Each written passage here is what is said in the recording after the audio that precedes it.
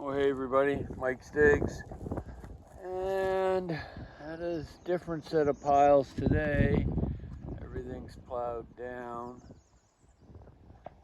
I'm just walking around, and this is the best area I found for shards anyway. And I didn't bring my rake with me.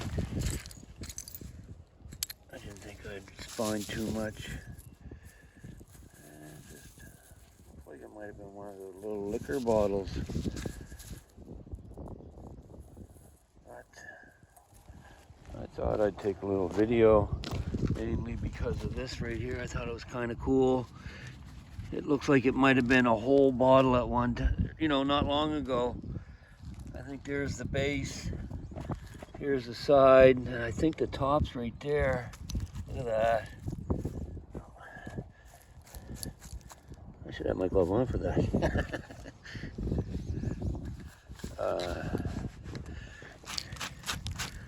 Looked like it would have been a whole bottle. Just missed it. Well, the dozer probably just uncovered it not long ago. Let's see what it was anyway. Look at that, would have been a Havelock. Havelock Mineral Springs, I think. Yeah.